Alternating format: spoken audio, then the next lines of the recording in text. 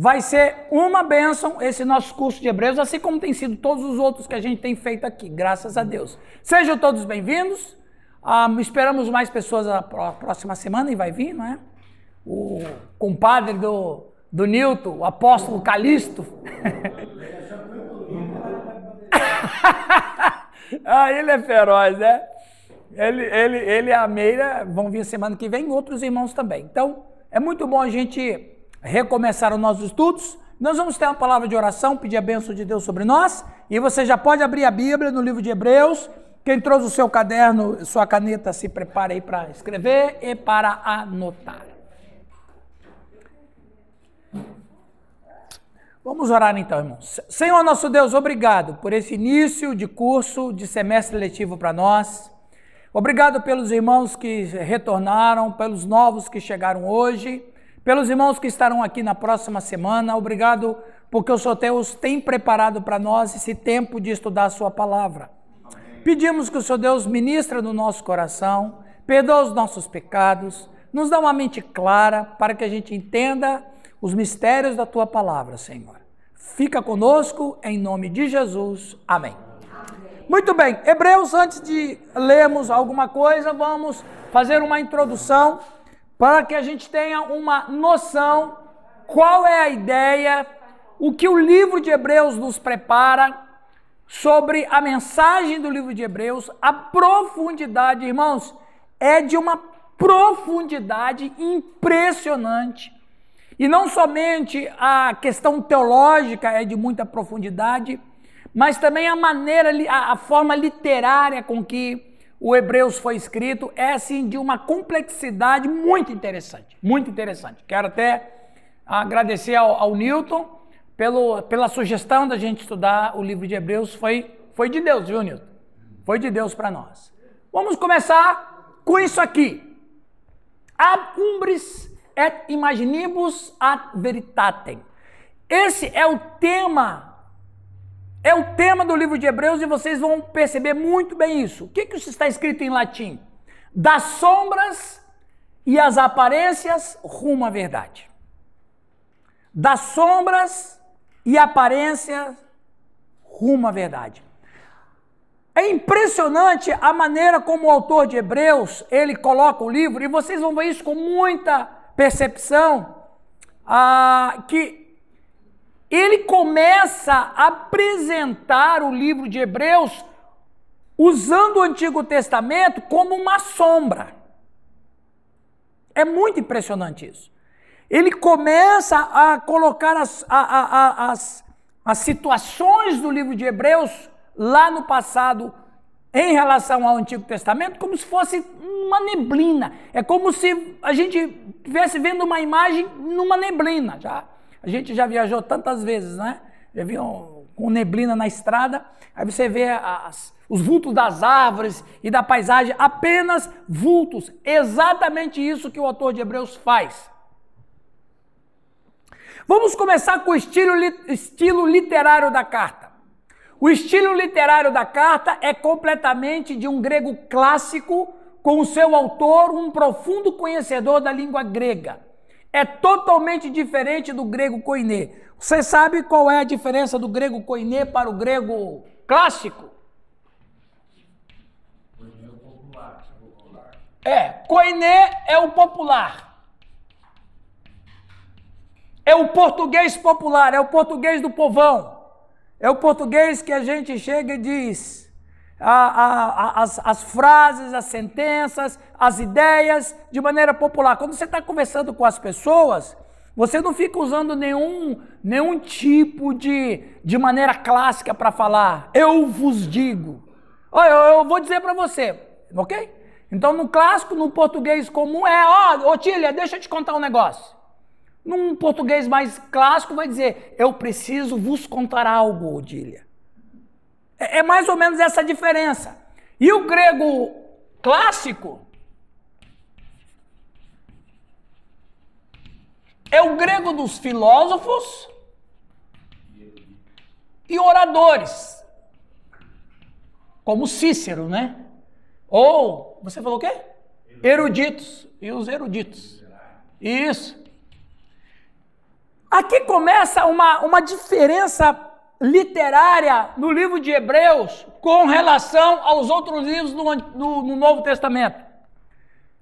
Ele começa com o grego clássico, e não somente isso.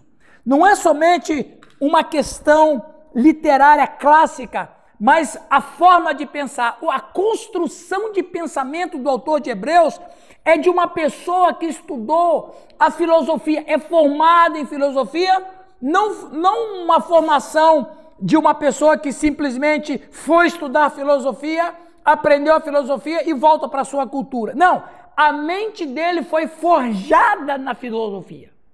É diferente. É diferente um filósofo ou uma pessoa que estuda a filosofia, diferente de alguém que já vive na filosofia. Então, o autor de Hebreus, ele é uma pessoa que viveu a cultura, ele viveu a filosofia. Então, a filosofia faz parte do dia a dia dele. A filosofia faz parte da sua própria história. Então, o estilo literário de Hebreus já começa... E quando você pega... Não sei se você, que é pastor aqui, já teve essa percepção. Se você começar a ler os primeiros versículos de Hebreus e comparar com os primeiros versículos de qualquer outra epístola do Novo Testamento, você vai ver uma diferença brutal. Se você nunca percebeu, perceba.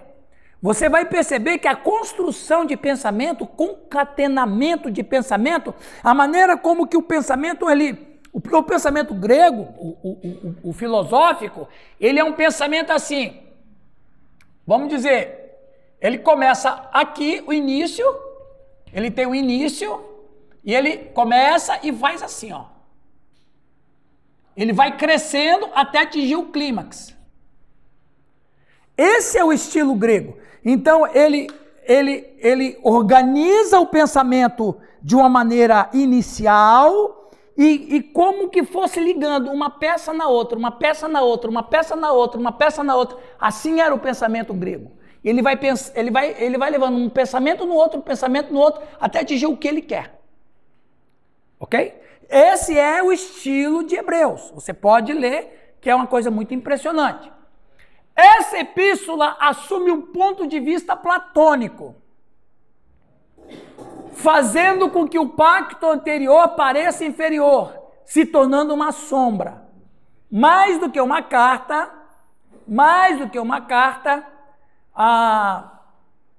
é uma conversação. Aqui também está outra diferença literária do livro de Hebreus para as outras cartas, de Paulo, de Pedro e de Tiago e de qualquer um outro escritor. Quando você abre a carta de Paulo aos Romanos, é uma carta. Ele começa se apresentando, ele começa quase perguntando: oi gente, como é que vocês estão? Tudo bem?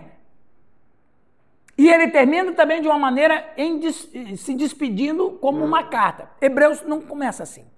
Porque Hebreus é uma peça teológica. Hebreus é uma peça literária. Hebreus é uma peça grega. O Hebreus, ele é totalmente diferente das outras cartas também por isso. Não começa como uma carta, como fazem as de Paulo, ainda que termine com saudações. O autor de Hebreus tinha um duplo pano de fundo cultural, e desses procediam suas ideias. Então, a ideia do autor de Hebreus parte do quê? Porque todo mundo tem, todo escritor, ele tem uma cultura. Por exemplo, quem está acostumado com a leitura... Vamos dizer, quem está acostumado com a leitura do C.S. Lewis, que escreveu vários livros, uma pessoa que está acostumada com a leitura do C.S. Lewis, ele não precisa, se alguém chegar e falar assim, ó, eu vou ler uma frase de um livro, você me diga quem é o autor. Ele lê a frase do livro, a pessoa, isso é C.S. Lewis, é o jeitão dele falar. Então todo mundo imprime no que escreve, e não é só uma questão de escrever alguma coisa. Mas, por exemplo, todo pregador aqui tem o seu estilo. Todo mundo que tem um estilo de pregar. Giovanni tem um estilo dele, muito, muito legal também, né? Irmãos, nós somos a família de Deus, amém? A igreja Casa da Rocha, ela tem 3 lemas. Evangelizar, discipular, consolidar, o que mais? Não, 3. Cristo seja o centro, a palavra fundamental. Isso. Nos relacionamentos. Amém? Repita comigo. A igreja Casa da Rocha é uma benção. A igreja Casa da... É o estilo dele. Por exemplo, já o Fernando já é diferente. O Fernandão já chega lá e já imprime o jeitão dele. Eu sou diferente. O Nilton é mais espojadão. Ô povo de Deus, vocês estão aí? Amém. Que bênçãos que você veio hoje aqui. Deus tem uma palavra para você. Né? O Lucas também, ele é o pastor da pós-modernidade, né? Ele já tem o jeitão dele, né? Aí, galera! Então, quando alguém chega e diz bem assim, aí, galera, irmãos, tudo bem? Alguém fala, ó, é o estilão do Lucas, isso aí, ó. Porque cada um de nós carrega uma característica. Então, quem fala, quem prega, quem ensina, quem ministra, quem leciona, tem a sua característica, o seu próprio estilo de ser. O escritor diferente não é. Então, o autor de Hebreus, ele imprime, ele tem ali ele tem dois panos de fundo. Primeiro, um pano de fundo de pensamento grego. Desde o tempo de Platão, 500 anos antes, os gregos viviam obcecados pelo contraste entre o real e o real, o visível e o invisível, o temporal e o eterno. A ideia grega era que em alguma parte existe um mundo real, do qual este mundo é só uma cópia imperfeita, pobre e velada. Platão pensava que em alguma parte existia um mundo de formas, ideias ou modelos perfeitos, dos quais cada coisa deste mundo é só uma cópia imperfeita. Isso é uma loucura. É uma loucura. O Platão foi o primeiro cara da história a dizer que o mundo que vivemos não é um mundo real, é uma ilusão. Que eu acredito que foi baseado nessa ideia de Platão que o cara fez o filme Matrix. O filme Matrix é uma filosofia platônica do começo ao fim. Até mesmo Platão vai dizer que o tempo é uma ilusão. Então tudo no mundo, na verdade, não é real. Isso é uma loucura. Sim, Sérgio, o que foi? É ilusório. É ilusório.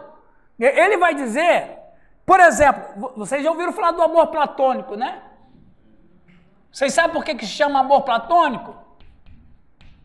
Não, amor ilusório. Ilusão. É um amor tão perfeito, tão perfeito, tão perfeito, que ele não existe.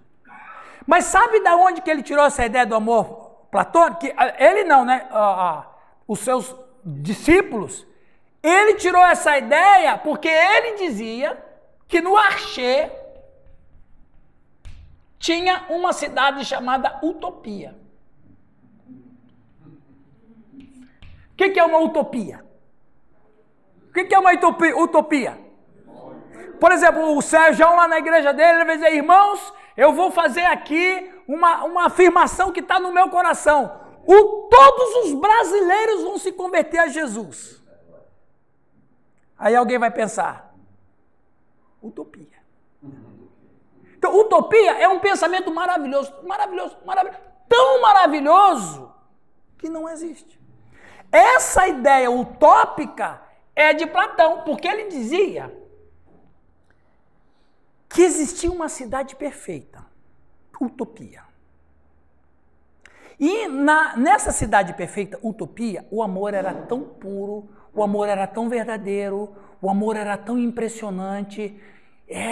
O que a gente tem hoje é só uma sombra do que tem na utopia. Entenderam? Na ideia dos caras, tudo que existe no mundo é uma sombra de algo superior. Agora eu fico pensando, como disse o famoso teólogo Strong, que Platão era Moisés de fala grega. Esses caras eram pagãos. Platão é o pai da reencarnação. A reencarnação não é uma doutrina, é uma filosofia. Que Platão foi o pai dela. Os caras eram pagãos, mas lembra sempre, cada ser humano pertence a quem? A Deus. E Deus não se incomoda de, no mundo pagão, onde tanta gente fica fora da verdade, Deus usa um ou outro para comunicar a sua verdade. Essas ideias de Platão, deixa eu te fazer a pergunta. Quando ele fala que tem uma cidade no Axé, e que o amor é perfeito, que o amor é lindo, que o amor é puro, essa cidade ninguém não, ele dizia, essa cidade não tem ladrão, essa cidade não tem crime, essa cidade não tem choro. Ele dizia, essa cidade é uma cidade perfeita. Ele está falando do quê? Percebe?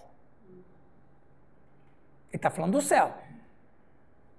Esse amor puro e perfeito, ele está falando onde? Do céu. Mas ele era cristão? Não, aliás, nem o povo do Antigo Testamento que ele era contemporâneo acreditava nisso. Ele viveu 400 anos antes de Cristo. Se pegava o povo do Antigo Testamento, o cara dizia, da sepultura quem te pode louvar? Salmo vai dizer. Os caras não tinham noção. O primeiro que teve uma noção pálida de falar sobre vida após a morte foi Salomão. No máximo... O Salomão, deixa só para mim, antes que eu... O Salomão vai dizer que quando o homem morre, o espírito volta a Deus que o deu. O máximo que ele chega. O Jó, ele vai um pouco, ele fala da ressurreição, né?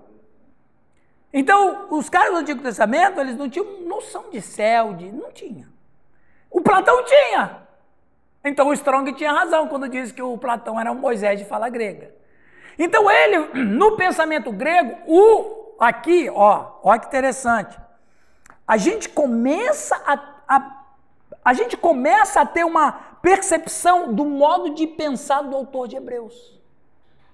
E o modo de pensar do autor de Hebreus é o modo de pensar platônico. Se nós entendermos que Deus comunicou certas verdades para Platão, aliás, Platão e sua turma passaram séculos procurando o quê? A palavra criadora. Eles diziam que o mundo existe por causa de uma palavra criadora. Ora, se os caras acreditavam que o mundo foi feito por uma palavra criadora, só pode ter sido uma revelação de Deus. A gente poderia dizer que daí já é uma espécie de graça comum? Você vai lá para o lado calvinista, né? É graça comum, é isso mesmo, é graça comum. É Deus comunicando. Na verdade, essa graça comum de Deus, essa revelação da verdade entre os pagãos, isso é desde sempre, até nas estrelas. Lembra o que eu falei para vocês? O Dr. James Kennedy escreveu um livro maravilhoso.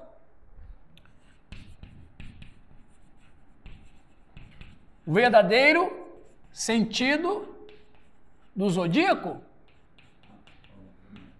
Lembra que eu falei? James Kennedy. Ele provou pela Bíblia, pela teologia, pela história, pela filosofia, que os céus, os símbolos que existem no zodíaco, é o evangelho sendo pregado. Claro, depois Satanás deturpou, mostrando que partiu-se para a astrologia, que é uma coisa pagã, condenável pelas escrituras. Mas o James Kennedy, o livro é maravilhoso. Eu emprestei esse livro a uma pessoa, ele nunca mais me devolveu, agora que ele não vai devolver mesmo, porque ele morreu. Agora ele não me devolve mesmo. Esse livro é maravilhoso. A tese do Dr. James Kennedy é fantástica. Ele começa o livro dizendo assim, Salmo 19:1, os céus proclamam a glória de Deus e o firmamento anuncia a obra das suas mãos. Aí ele vai interpretar esse versículo de Davi dizendo o seguinte, os céus... Como é que é? O que eles proclamam? O evangelho. Há registros históricos de antigos nautas que nos diários de bordo de 3.000 anos atrás, as navegações da antiguidade, os capitães dos navios, das naus, eles escreviam assim, que eles seguiam pelas estrelas, né? Eles escreveram coisas assim, os céus contam uma história interessante, as estrelas contam uma história interessante, de uma virgem que dá luz a um menino e que tem um escorpião que quer matá-lo. É impressionante. você quiser comprar na internet, eu acho que você vai encontrar esse livro aí. Então, assim, Deus vai comunicando a sua verdade para os homens. E a mente do autor de Hebreus é uma mente tão platônica que ele entende que o que está acontecendo... Por exemplo, Platão vai dizer assim, o mundo é uma sombra. O mundo é uma sombra de algo real. O autor de Hebreus, ele usa a metodologia platônica para colocar o Antigo Testamento vindo para o Novo. Sombras.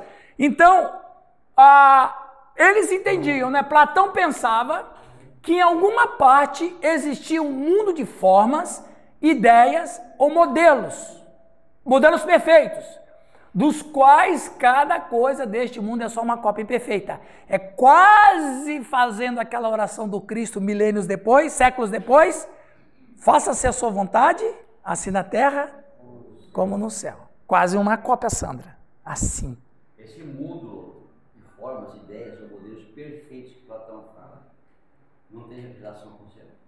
Tem total relação com o céu. É temporal e eterno, exatamente. Aliás, Platão ele era criacionista. Ele acreditava que o mundo foi criado pela palavra criadora Logos. E séculos depois, um camarada, um capial da roça, que mal sabia escrever, disse assim, eu sei quem é o Logos. Vamos falar disso aí. No princípio era o Verbo. E o Verbo era Deus.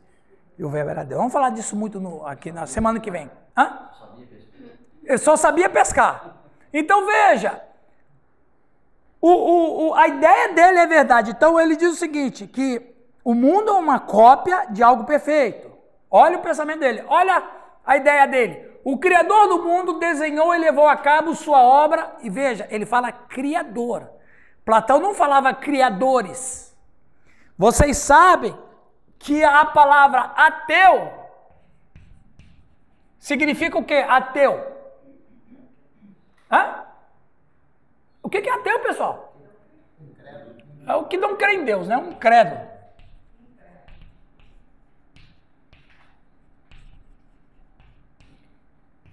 Do grego ateos. Prefixo a, qual é? Negação. Ateos, no seu sentido original, deuses. Então, quem vai usar a primeira vez na história a palavra ateu foram os sacerdotes pagãos. Porque a maioria dos filósofos não acreditavam naqueles montes de deuses. O Sócrates dizia bem assim, é mais fácil encontrar na rua um deus do que um homem. Claro que ele falava isso de ironia. Os sacerdotes pagãos viviam do quê? Qual era a fonte de renda dos sacerdotes pagãos? O povo nos templos. E os filósofos pregavam contra esse monte de deuses. Eles diziam, só existe um que criou todas as coisas. Aí os sacerdotes pagãos começaram a chamar os filósofos de ateós, ou seja, esses não creem nos deuses.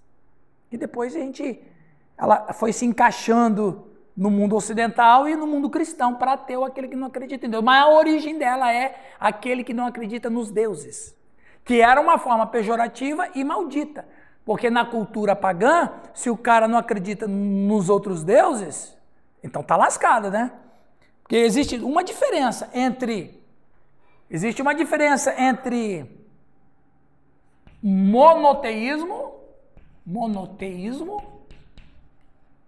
O que é monoteísmo? O que é monoteísmo? Crer em um só Deus.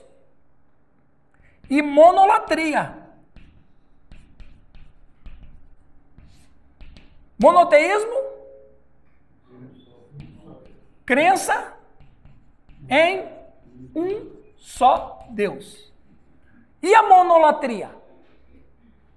A monolatria, preste atenção que interessante, é a crença é o culto há um só Deus, mas crê em muitos. Entendeu? Por exemplo, monoteísmo, só tem um Deus e eu adoro ele. Monolatria, eu creio em um monte de deuses, mas eu só adoro um. Quase parecido com o monoteísmo, né? Quase parecido. E os filósofos vão dizer, não tem esse monte de Deus, só tem um. E esse um criou todas as coisas. Esse um que criou todas as coisas, eles vão chamar de Logos. É a palavra criadora. O Criador do mundo desenhou e levou a cabo sua obra de acordo com um modelo imutável e eterno, do qual o mundo é apenas uma cópia. Essa era a fala clássica de Platão. Outro pensador, Cícero, orador romano. Não possuímos uma lei real e uma justiça genuína, que sejam naturais. Tudo o que desfrutamos é uma sombra e um esboço. E o Cícero vai dizer o seguinte, a ideia que o homem tem de justiça não vem dele. Ninguém promove justiça. Essa é uma ação de outro mundo que reflete da vida da gente. Então, essa ideia de cópia, de sombra, lembra que eu falei, o meu primeiro slide, o que foi? Das sombras à verdade. Olha como esse autor de Hebreus é fantástico. É mais ou menos assim. Essa mulher é bonita ou feia ou... Você só pode ver um vulto, não é isso? É mais ou menos. É mais ou menos. Ela tem olho azul, olho castanho, verde. Ela usa aparelho, não usa aparelho. Bom, eu não sei. Mas eu sei que é um vulto de quê? De uma mulher. Isso é o que o autor de Hebreus está fazendo. É um vulto de algo. Mas aí... Agora eu vejo ela. Aqui no pensamento do autor de Hebreus, são as figuras do Antigo Testamento. E ele coloca isso. A turma do Antigo Testamento só vivia na neblina. Só na neblina. Porque eles falavam de coisas que eles não tinham ideia. Mas quando veio Cristo, tudo se clareou. Essa é a proposta do livro de Hebreus. Das sombras, ou da neblina, à realidade. Da neblina, para a verdade. Da sombra, para a luz. É a tônica de todo o livro de Hebreus. É um pensamento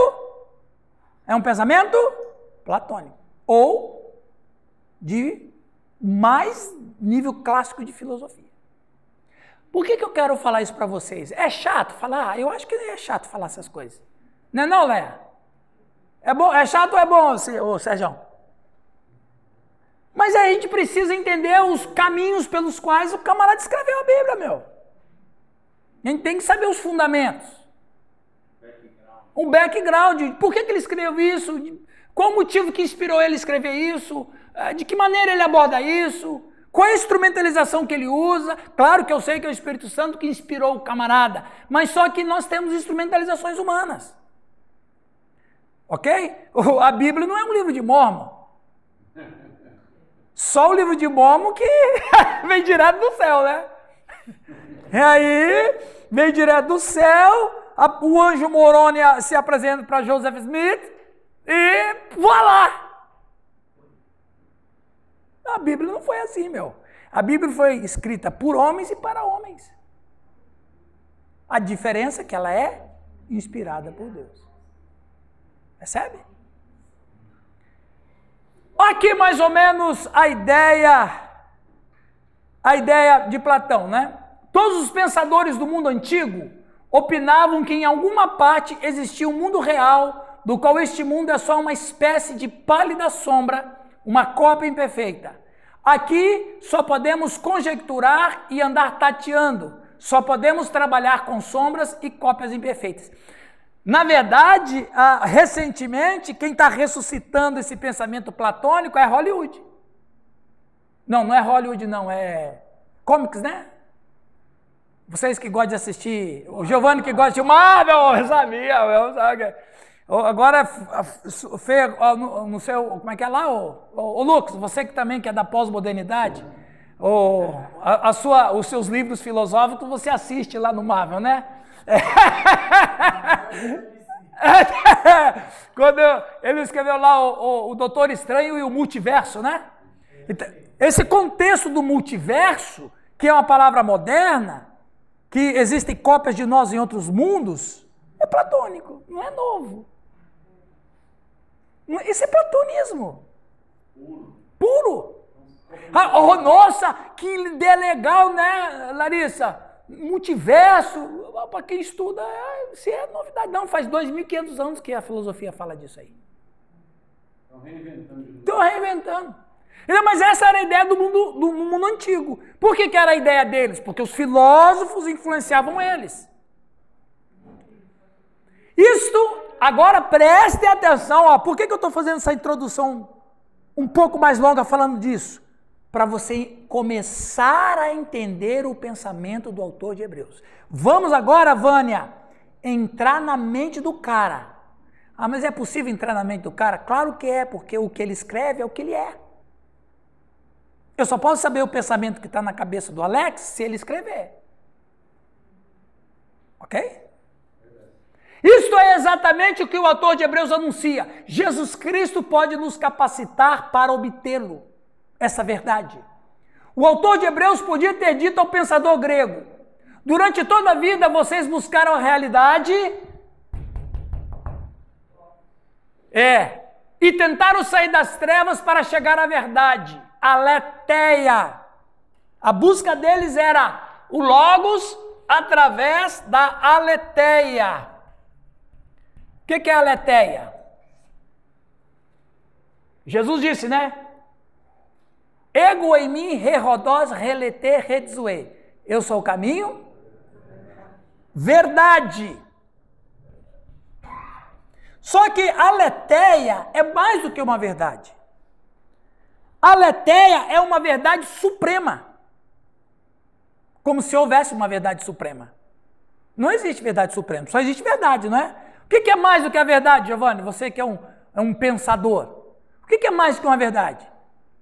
Não existe. Quando você fala verdade, não tem mais para onde você subir. É verdade que esse celular está gravando? Você vai ver, está gravando. Isso é uma verdade, como um fato. Mas a aletheia é mais do que uma verdade. É como se a coisa é tão profunda, a coisa é tão absurda, que os caras chamaram isso de aletheia, que é uma verdade, mas não tem outro. Então é como se eles falassem que a aletheia é uma verdade potencializada a 1000. Não existe isso, mas é como se fosse. Então, tentaram sair das trevas para chegar à verdade. Os gregos, pelo logos, procuravam achar a aletheia. Meu Deus, os caras estavam tateando Deus. É por isso que Paulo vai dizer em Atos 17, vamos ler. Isso. É por isso que ele vai, olha, por isso que, claro, a Bíblia não conta todos os detalhes, que não é interessante, mas as coisinhas que a Bíblia está escrito, por fora você encontra por que está lá. Quando você lê Atos, vamos lá em Atos 17, Giovanni, lê para nós. Está indo bem para vocês aí, irmãos? Atos 17, vamos ler, eu quero apenas o verso, versículo 27 e 28, Giovanni. Atos 17, 27 e 28. Para buscarem a Deus, se porventura tateando o possam achar. Pausa. Para buscarem o quê? Mas o que eles buscavam? Para buscarem a Deus, se porventura, como é que é lá, Giovanni? Tateando. O que é tatear? É uma coisa que está no escuro e você vai buscando o caminho. Todo mundo que tateia, você não enxerga, mas você sabe que está ali. Então você vai tateando até achar a saída. Qual era o jeito deles tatearem? Falando do Axé, falando do Logos, falando de uma cidade perfeita, falando que nós somos uma sombra deste lugar, falando que a justiça nossa não vem de nós natural, ela vem de um lugar que nós somos uma cópia. Isso é o quê? Tateando. Olha que perfeito. Paulo conhecia bem isso. Mas esse das sombras, das sombras à luz, da neblina à verdade. É exatamente isso. Continua lá, Giovanni. Vamos lá então. Tateando possam achar bem que não está longe de cada um de nós, pois nele vivemos e nos movemos e existimos, como alguns dos vossos poetas têm dito, porque dele também somos geração. De quem que poetas que Paulo está se referindo? Que poetas? Os filósofos.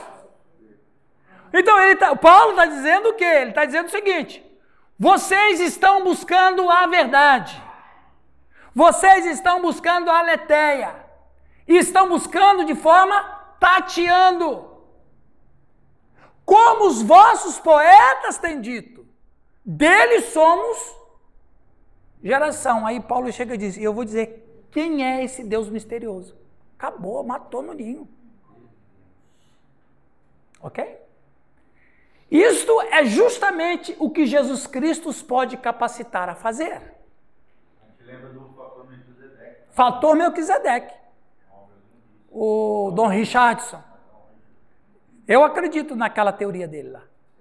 Viu? Esse livro, Fator Melquisedeque, ele conta a história assim. A tese dele, o tema do livro, é a salvação dos pagãos do Antigo Testamento. Basicamente é isso aí. Como é que os caras eram salvos? Como é que Deus sinaliza o fator salvação isso. Entre as culturas e entre os povos? Exatamente. Pela história. Aí ele vai dizendo isso. Deus deixou sinais e o cara lança uma oração para um Deus que ele não sabe quem é, mas Deus entende que é com ele. Né? Interessante. Um pano de fundo hebreu. Aqui está a cultura desse cara. Ele tem um pano de fundo helênico, mas ele também tem um pano de fundo grego. Hebreu. O autor de Hebreus tem também um pano de fundo judeu. Para o judeu, sempre era perigoso aproximar-se muito a Deus. Não é isso? Com Moisés. Porquanto nenhum homem verá a minha face e viverá. Êxodo 33, 20. Com Jacó, exclamou assombrado em Peniel: vi a Deus face a face e a minha vida foi salva. Gênesis 32, 30. Com Manoá, se precaveu de quem tinha sido seu visitante, disse aterrorizada a sua mulher: certamente morreremos, porque vimos a Deus. Aliás, o judeu nem pronunciava o nome Yahvé. Ele dava adjetivos: El Shaddai, El Olam, Elohim. Aliás, a palavra Jeová, não sei se vocês sabem, se não sabem vão ficar sabendo, a palavra Jeová, Iova, ou Yaubê, ou qual outra lá que tem outra distinção? Yahvé. Sabe quando que surgiram essas palavras? Pasmem, século 18. Século 18. Jeová, Yahvé, Yaubê, Yahvé, veio no século 18, recente.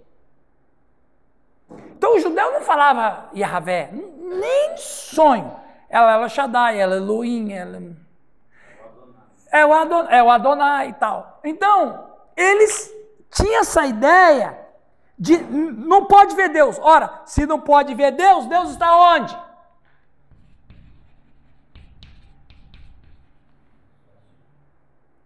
Se não pode ver Deus, se não morre, Deus está onde? Na sombra. Não é isso? Se eu não digo o nome dele, está na sombra. Uma pessoa perguntou para Jesus assim: para nós é tão comum, Otília, tão comum, tão comum. Os caras não pronunciavam o nome de Deus. Aí uma pessoa disse assim: ensina-nos a orar. Aí Jesus então vai ensiná-los. Como é que eles começam? Bom, para nós é muito... Mas como que você vai colocar na cabeça do judeu que se você não vai pronunciar o nome dele, você vai chamar ele de pai? Quem no Antigo Testamento chamava Deus de pai? Isso era um sacrilégio. Mas qual é a proposta do autor de Hebreus? Da sombra para a luz. Continuando. É, né? Ó, o outro aí, ó. Ô, Nilton, você está fazendo escola, viu? A lei tinha sido dada, o homem pecava. Surgiam barreiras, se fazia o sacrifício destinado a restabelecer as relações rotas, recuperar o acesso perdido e abrir de novo o caminho a Deus. Mas segundo toda a experiência da vida, era que precisamente isso era o que o sacrifício não podia conseguir. Era preciso repetir uma e outra vez os sacrifícios. Assim era no Antigo Testamento. Cultos atrás de cultos, sacrifício atrás de sacrifício, tentando encontrar, apaziguar Deus, porque eles estavam na sombra. Veja, eles faziam aqueles montes de culto, Fernando, aqueles montes de culto, monte de culto, monte de culto, monte de culto. Porque na verdade nunca satisfazia. Inclusive, a palavra expiação, espiar, é o que mesmo? É espiar atrás da porta? Você está espiando aí, né? Não, espiar era cobrir.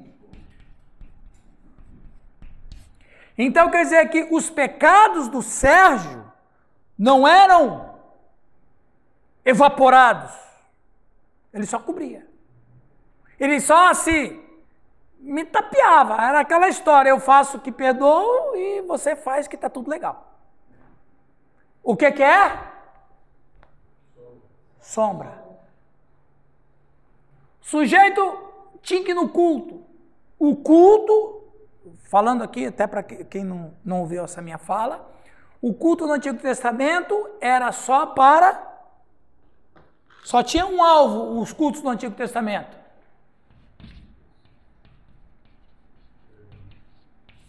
Perdão. Os caras tinham que encontrar perdão. Tem que encontrar perdão.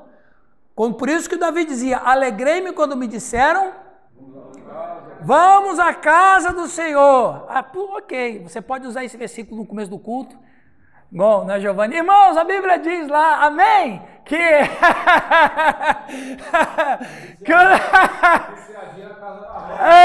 tô lá. Já peguei o jeitinho. Amém, ó, a Bíblia diz aí. Viu? Lá na igreja do Marcos, não é diferente de você não, vocês têm um estilinho igualzinho. A igreja do Marcos também, ele é todo alegrão, todo, né? Irmão, nós estamos aqui na casa de Deus. É fera também. Então, quem recebe, diga, dá um glória. É o estilão do Marcos. É muito bom. O culto lá na igreja do Marcos é uma delícia. Igreja da família. Vamos inaugurar mais uma agora lá, viu? Oi, Nilson. Nossa, mas era aluno? 15 mil habitantes. Ô, louco. Ô, Nilson, tá te passando pra trás, hein, Nilson? Ô, louco, hein? Só a hora, viu? Aí você... Você chega e fala bem assim, irmãos, a Bíblia diz que Davi disse, alegrei-me quando disseram, vamos à casa do Senhor e tal. Então você tem que estar aqui com alegria. Você pode aplicar isso aí, não tem problema nenhum, mas na cultura judaica é diferente a alegria. Nós hoje vamos nos cultos porque a gente já tem perdão. Os caras lá se alegravam ir no culto porque eles iriam receber perdão. Mas assim, Otília, ele vai receber perdão, mas...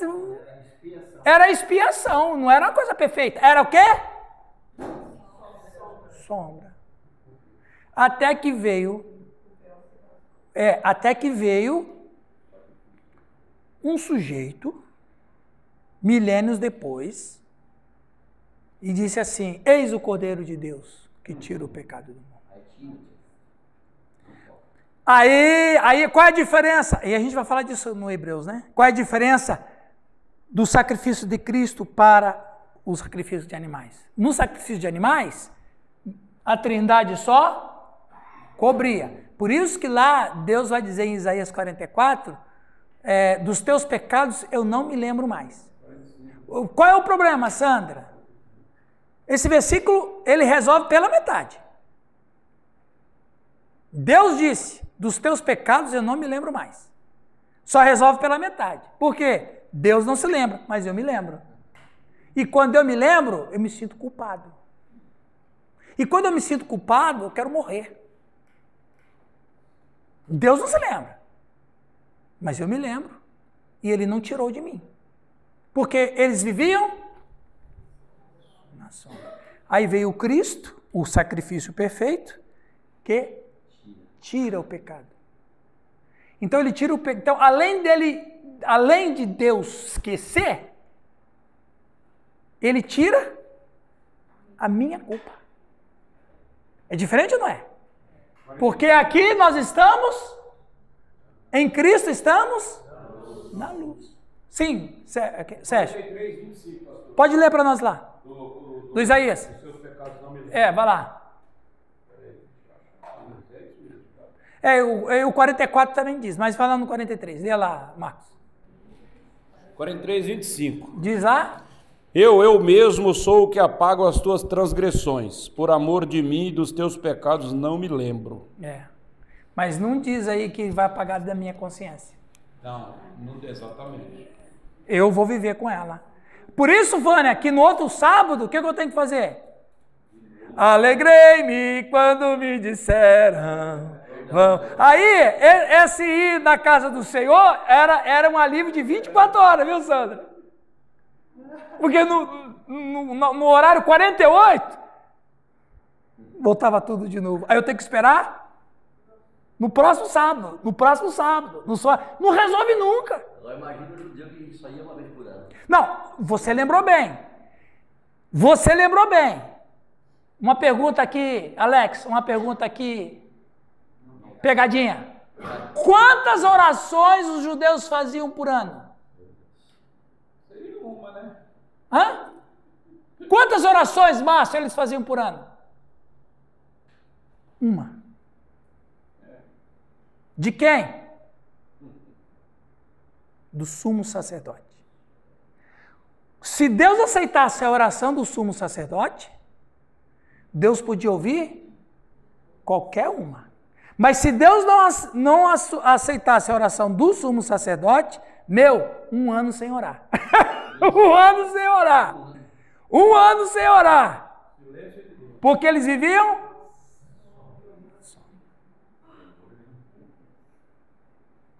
Lembra que o sumo sacerdote, como é que é, Fernando, que ele entrava no Santos dos Santos? Com uma cordinha na barriga, né? Porque se ele não estava muito certo diante de Deus, Deus dá um ataque cardíaco nele lá dentro.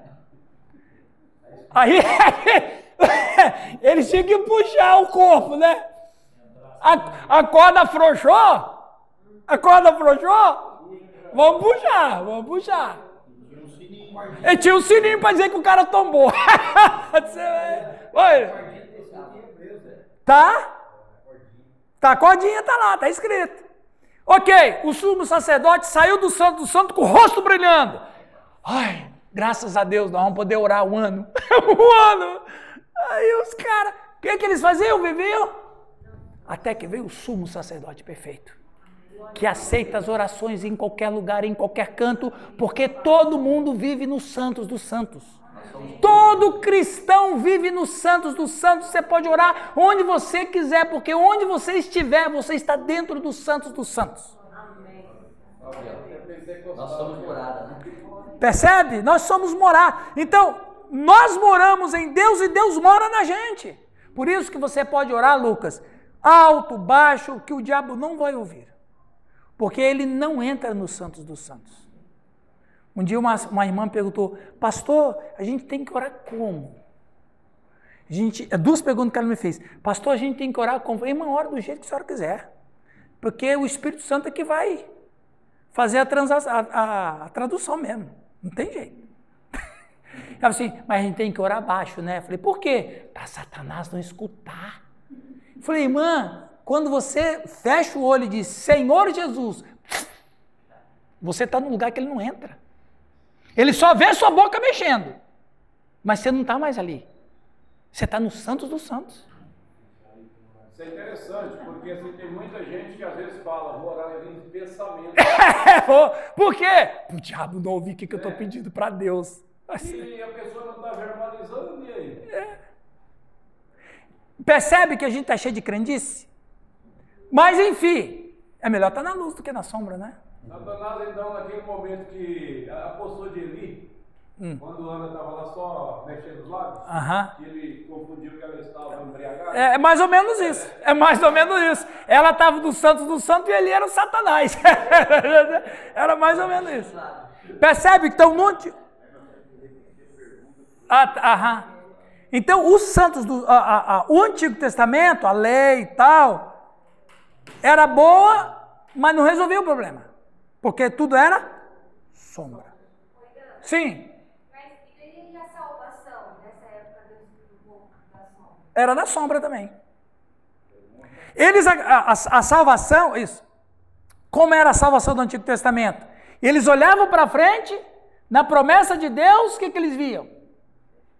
Lembra o quadro da moça? Neblina. Eles viam uma neblina, mas eles acreditavam na neblina. Tinha fé ainda. Eles tinham fé na neblina. Exatamente. Então, ele tem um caminho. Então, eles creem em Jesus Cristo, uma imagem desfocada. Era um tipo que apontava para o... Você quer ser salvo? Olha para a neblina. O que você está vendo na neblina? Eu estou vendo o vulto. Pois é, crê nesse vulto aí. Aí veio Jesus. Aí, tudo está claro agora. Hebreus 11. Pela fé. Então, até vou dizer, viu, irmãos, uma fé mais requintada do que a nossa, né? Porque a gente vive depois da promessa cumprida. A gente vive na luz. E eles viviam nas sombras. As coisas foram reveladas para nós. Muito mais difícil. Sem acesso que não tinha. E o pior ainda, Otília, sem o Espírito Santo. A gente teve o upgrade. Como é que é lá, Lucas? Você que é da nova geração. Upgrade! Nós sofremos um upgrade, meu. Enquanto eles estão lá no Windows 95, né? Nós aqui estamos no Windows. Daqui a pouco ele vai mudar. Paul School. Paul School, ele vai mudar para Paul School, não vai demorar muito. paulschool.com. Então, quer dizer, a humanidade sofreu um upgrade com a vinda de Jesus. Okay. Mas a responsabilidade, e muito mais, porque agora nós temos que enviar essa imagem clara para as pessoas. Né? É a palavra revelada. A palavra revelada. Isaías anunciando que Jesus viria. Imagina que situação. E hoje nós podemos falar, ele veio e voltará. A gente tem que anunciar isso. Então, esse Isaías é fera, né? Ele vai falar. E o povo que andava em trevas... Você já parou para pensar? Só um parênteses aqui. Esse versículo é doido. E se você parar para pensar muito nele, você endoida. Às vezes eu leio a Bíblia, eu não sei se Deus quer me clarear ou se Ele quer me endoidecer. Porque às vezes eu penso que Deus quer me endoidecer. Porque olha o que ele fala. Olha o tempo de verbo que ele fala. Ele está vivendo mais ou menos no ano... Davi... 700. 700 antes de Cristo. Aí ele diz... O povo que andava em trevas, viu? Grande. Primeiro, que povo? Segundo, andava. Ele está no futuro e olhando para trás, ou ele está para trás olhando para o futuro? Olha se isso não é para endoidecer a gente. Então, o que eu vejo desse texto? É como, olha só, Márcio, é como se Deus pega ele, põe no futuro, mas ele não olha o presente que ele está, no futuro. Deus pega ele, ó, eu sou Isaías. Então, ele passa além do futuro nosso, Deus vira ele para trás, aí ele está olhando o povo que andava em trevas, viu grande luz. Então, o cara está 700 antes de Cristo e faz uma profecia reversa. Ele não faz uma profecia para frente, ele faz uma profecia para trás, porque ele está usando o tempo do verbo no passado. Então, ele está vendo o nascimento de Cristo. Só que ele estava muito à frente do tempo dele. 1000 anos, pelo menos. Não é de doidecer? Vamos chutar 700 mil. Vamos dizer que ele até viu além do nosso tempo. Porque Deus é eterno. Exatamente. Então, e não somente o nascimento, ele viu tudo sobre o Cristo, mas ficou na dele, né? Então aí você lê esse versículo que a gente só lê no Natal. A gente mata um versículo da Bíblia, né? Esse é um dos mais usados, mas quem é que parou para pensar que tem alguma coisa no tempo aí? Não é isso aí, Sérgio? A luz raiou. A luz raiou, mas ele está vivendo aonde? Na sombra. Quando ele diz assim, o povo que andava em trevas, porque o povo estava... Viu grande? Jesus disse, eu sou a luz do mundo. Confirmando a palavra de Isaías. Então é umas coisas... Por isso que a Bíblia é a palavra de Deus, porque ela endoidece a gente. No bom sentido. Pastor, você falando isso aí, vou rapidamente aqui. Tem um menino aqui em Cianorte que ganhou aquele negócio de 1 milhão lá do Silvio Santos? Do Luciano Huck. Ganhou R$1 milhão. E esse rapaz é um amigo meu. Ele tocou a bateria na igreja há pouco tempo. E ele falou para mim assim que há 7 anos atrás ele tinha recebido uma profecia. A esposa dele. Ele falou, 7 anos atrás chegou um profeta e disse para a esposa dele, ó, eu vejo, Deus vai te dar uma quantia em tuas mãos, vai mudar a vida de vocês. De repente, mas ele deu o dízimo lá na sua igreja? Ele não é da minha igreja. Que dó, hein? 15 Perdeu! Perdi não, não é meu, o que é meu tá na minha mão. Aí ele, há 15 dias atrás, a esposa dele foi sorteada e ganhou R$1 milhão, ele lembrando dessa profecia 7 anos atrás. Você vê? Continuando, antes da gente ir para o café, antes que o Giovanni acabe com a aula, chegando aqui comendo pão e tomando café. Não, eu fiquei traumatizado, eu preciso fazer terapia. Eu preciso fazer terapia, cara.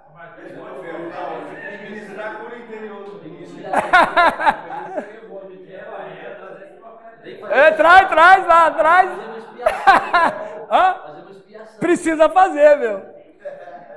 Os mesmos sacerdotes eram pecadores e deviam oferecer em primeiro lugar sacrifício por seus próprios pecados. Já pensou? Eu vou orar pela Di, mas primeiro eu tenho que pagar minha conta. É sombra, né, meu? É sombra. Pô. Como é que eu vou interceder por uma pessoa sendo que eu estou devendo igual ela? Talvez eu deva até mais. Claro. Pois é. Mas então, é imperfeito o trem. Não satisfaz. Esse negócio de que alguém tem que se confessar para depois interceder para o outro, é o jeito que Deus deu. Né? Mas antes de orar por ela, dá uma cordinha, tá? É verdade, dá uma olhadinha. Nenhum sacrifício de animal é capaz de tirar efetivamente a culpa do pecado. Tá, estamos chegando ali. O que os homens precisavam era um sacerdote perfeito e um sacrifício perfeito. Alguém que pudesse oferecer um sacrifício que, de uma vez para sempre, abrisse o acesso a Deus. Isto é exatamente o que no dizer de Hebreus fez Cristo. Ele é o sacerdote perfeito, porque é ao mesmo tempo homem perfeito e perfeito Deus. Isto é exatamente o que no dizer de Hebreus fez Cristo. Eu repeti ali, né? Perdoa. em sua humanidade pôde levar o homem a Deus e em sua divindade pôde trazer Deus ao homem. Vamos repetir. Em sua humanidade pôde levar o homem a Deus e em sua divindade pôde trazer Deus ao homem. Ele não tem pecado. O sacrifício perfeito que oferece é o de si mesmo. Um sacrifício tão perfeito que não precisa ser repetido jamais. Não precisa mais. O sacrifício dele é perfeito. É aquela mensagem que eu preguei. Aonde, Marcos? Qual igreja que eu preguei? Casa da Rocha. A fotinha sua já está lá. Sábado eu vou pregar onde? Na 8ª. Ufa, que milagre. Esse viu? Eu vou lá. Já liberou. Eu já cumpri o compromisso lá semana passada, já estou liberado. Como eu preguei ali aquele dia na igreja do Giovanni, em Umuarama. É o drama da mulher samaritana. Vou lá pregar lá na igreja do Fernando a próxima vez. É o drama da mulher samaritana.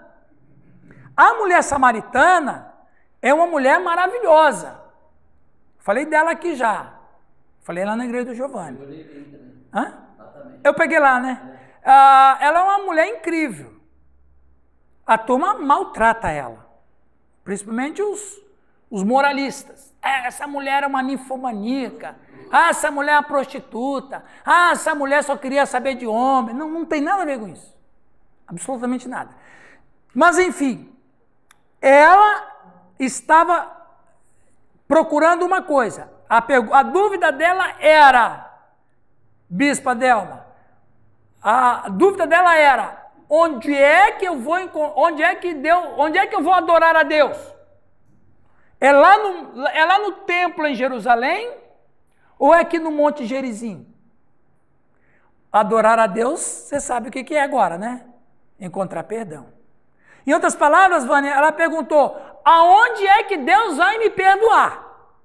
Porque eu estou vivendo demasiadamente. Esse meu relacionamento é pecaminoso. Hã? Esse meu relacionamento não agrada a Deus. Esse meu relacionamento é ilícito. E eu estou com um problema na consciência. Onde é que Deus vai me perdoar? É lá no templo em Jerusalém ou é aqui no Monte Gerizim? Eles tinham feito um templo lá no Monte Gerizim. Jesus falou assim, olha, já chegou a hora, vai chegar a hora e já chegou, que nem lá e nem aqui. Você vai poder encontrar perdão em qualquer lugar. Ela, como eu vou encontrar perdão em qualquer lugar? Você vai poder, porque os verdadeiros adoradores adoram o Pai. Então, os verdadeiros adoradores, quem são os adoradores? Os que estão procurando perdão, os arrependidos.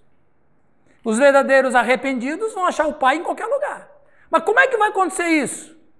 Que animal que vai morrer por mim? E Jesus disse, eu vou morrer por você. E depois de mim, você pode adorar a Deus onde quiser, porque você vai viver em adoração. Às vezes tem uns caras que não entendem, ou não sei se não querem entender, Sandro, ou se não sabe mesmo. Porque viver em adoração, quando as pessoas falam bem assim, não, a gente tem que viver em adoração. A ideia é viver em adoração, é viver uma vida de perdão.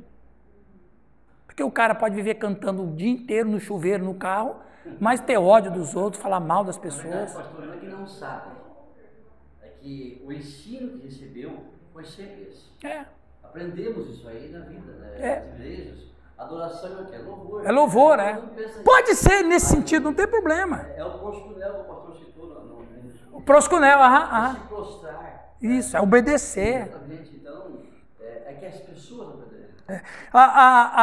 Não há nenhum erro de vocês. O Giovanni está no louvor da igreja, o Fernando está no louvor da igreja, o Lucas nem se fala, né? Ele é louvor, sonoplasta. Tiraram você do louvor? Entendeu? Quem mais é de louvor aqui da sua igreja? Quem mais? A Vânia. Não tem nenhum problema de você chegar lá no culto e dizer assim, irmãos, agora vamos adorar a Deus. Isso não é ofensa para Deus. Pode falar isso sem peso na consciência. Ok, beleza. E de fato a gente vai adorar a Deus porque nós estamos arrependidos e vivemos debaixo do perdão de Deus. A gente vive no Santos dos Santos. Não tem problema de dizer isso. Mas eu estou dizendo que esse é o problema da teologia. A teologia quebra os sonhos às vezes da gente, né? Então, o seu sentido é o perdão. A gente tem que entender que a maior coisa na vida se chama perdão. Sem perdão a gente não é nada e não consegue nada. Entendeu? Que é a base de tudo, da salvação, da redenção no futuro, da ressurreição dos nossos corpos, é o perdão. E daí também é importante de pregar o entendimento da justificação. Isso. Um bando de culpados dentro da igreja. Exatamente. E não justificado. Fala, Nilton. Então, no Velho Testamento, o culto era o perdão. Era o perdão. Olha, já está pensando ali alguma coisa na igreja dele. Esse cara é fera. Hoje, você falou que não é errado a adoração. Então, hoje é um culto de agradecimento pelo perdão. Hoje é viver no perdão. Então, eu estou na igreja, dos cultos com os irmãos, eu estou nesse espírito de louvor, porque eu estou vivendo o perdão. Então, ninguém vai na igreja procurar perdão. Eu vou na igreja agradecer e louvar a Deus pelo perdão que Ele me deu e pelo perdão que Ele me deixa estar. Aqui está uma coisa interessante. Mais do que receber o perdão de Deus, eu preciso continuar nesse perdão. Até que o perdão é um processo. A gente precisa entender certas coisas. Não sei se eu te respondi, Nilton. Não sei se eu te respondi. Agora, claro que você não tira isso da igreja mais. Você não tira. Uma das coisas que mais a gente vai fazer com pastores, sim. É falar sobre o perdão. Sim, mas eu estou dizendo assim, você lá no próximo culto, hoje à noite, você vai dizer lá, irmãos, estamos aqui para adorar a Deus. Sem problema. Não tem nenhum problema com isso. Não muda nada. Claro. E o agradecimento é uma adoração através da obediência e submissão.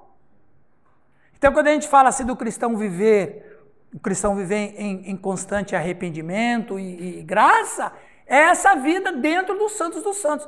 A gente fala muito, a Raquel, né? Raquel, a gente fala muito de santos dos santos, quantas vezes por ano? Seja honesto.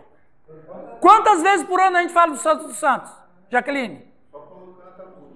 Uma vez por ano, nós estamos igual na sombra. Na Páscoa.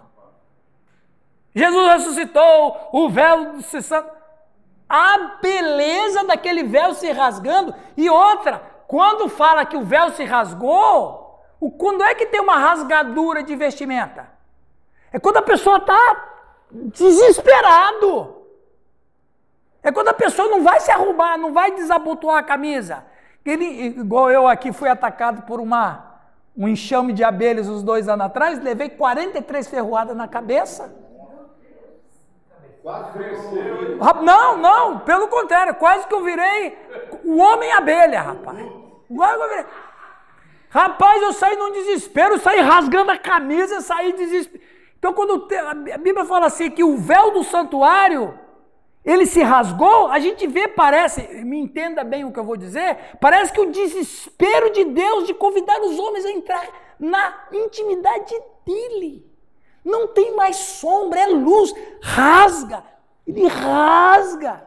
A rasgadura é um sinal de uma pessoa que está desesperada para tirar aquela roupa. Percebe? Então a gente precisa pregar mais. Olha aí, tema para vocês aí, Giovana, você que gosta, o Fernando gosta de tema. Vamos pregar um mês inteiro sobre a importância do véu ter rasgado. O que é o véu? O que tinha lá dentro do Santos dos Santos? Cara, isso aí muda a vida de quem escuta. Entendeu? Aí até um bom chamariz para o pessoal da congregação vir conhecer que é a história do véu, né? A verdadeira história do véu. Olha os véuzinhos lá, vai rasgando esse monte. Ó, ele já está dando ideia ali, ó. Ô, pastor. Ó, falta pouco tempo para a gente tomar um café. O Sérgio falou algo muito importante e muito difícil que nós enfrentamos. São os costumes que as pessoas trazem, as religiosidades. Sim, os costumes e as religiosidades. Aquela samaritana, ela tinha Então, assim, é muito difícil você discipular uma pessoa que vem com costume. Sim. Aquela pessoa, por exemplo, tá, só um exemplo, tá nada contra, que eu só posso ir para a igreja adorar se eu estiver de terno. Então isso aí é terrível. Você sabe que todos nós, pastores e professores, temos dois trabalhos a fazer? O primeiro é o mais difícil. Desensinar. Você falou o quê, Sérgio? Exatamente. E depois? Oi? Aí, ó. Em vez de você chegar lá e falar e colocar classe de novos membros, você põe lá classe de desensino. Porque é verdade, você tem que desensinar a pessoa, você tem que esvaziar o que tem dentro dela para colocar o ensino correto. São dois trabalhos. Porque se você não desensinar e querer empurrar o ensino com que o falso ensino que está lá, vai dar conflito de ideia. Aí o cara olha, pô, mas não aprendi assim. Ô, você não esvaziou a pessoa.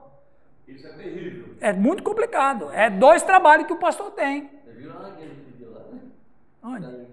Pois é. Você viu lá? Não, irmã, calma. Não é bem... Então, você, Sérgio, aí eu vou falar com o pastor agora, vou pegar na orelha do pastor agora. Você tem que desensinar, porque eu lá no estudo que eu dei a semana passada na igreja do pastor Sérgio, uma irmã veio dizer que ela me fez uma pergunta apresentando a crença dela no sono da alma. Faz 3 semanas. Que é uma heresia do adventismo. Sono da alma. Mas, claro, eu não tinha nem condições, porque o estudo estava no fim. Você que tem que desensinar ela. Eu falei, irmã, eu não vou nem entrar no detalhe, mas isso aí não é bem assim, não. Eu falei, você fala com o seu pastor que ele vai te orientar. Então, esse, Jaqueline, é um problema, é desensinar, para depois ensinar. Eu vivo isso todo dia aqui no seminário, eu e o Fernando é professor aqui. Todo mundo chega aqui sabendo tudo. É impressionante. Todo aluno que chega aqui chega sabendo tudo. É duro isso.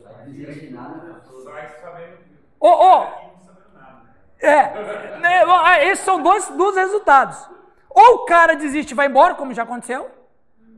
Já aconteceu.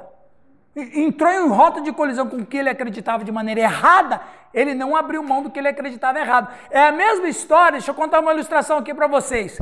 Tinham 2 colegas estudando medicina na Inglaterra, em Oxford. Um deles era indiano. Aí o indiano falou assim para o outro colega que era inglês, vamos passar as férias no meu país? Pra você conhecer minha cultura, minha família? Beleza, vamos. Sabe que Inglaterra e Índia, por séculos, inclusive a Inglaterra oprimiu a Índia por muito tempo. Império Britânico. Muito bem, eles foram lá e tal, eles disseram, hoje nós vamos tomar banho no Rio Ganges. O Rio Ganges, ele é internacionalmente conhecido por ser um rio podre. Mas aí, escuta, pelo menos na parte que o povo anda por lá, é o que dizem, né? E aí, nessa história, o cara vai dizer assim, eu não vou entrar nesse rio. Esse rio tem muita bactéria. Não tem bactéria nenhuma, não. Não tem bactéria. Não, esse rio é sagrado para mim. Não vou entrar, não. Entra, não entra. Ele não entrou, mas ele pegou uma amostra, levou para a Inglaterra e eles foram para a Inglaterra. Chegou lá, voltaram às aulas e tudo, levou o cara no laboratório. Olha aqui a situação. Ele olhou assim, o cara. Água com vários tipos de bactérias, horrível. Ele olhou, falou, olha aqui, ele olhou no microscópio ali, o indiano, olhando no microscópio, viu aquele monte de bactéria, Aí ele, viu? E aí, o que você vai me dizer? Aí o cara pegou o microscópio e quebrou.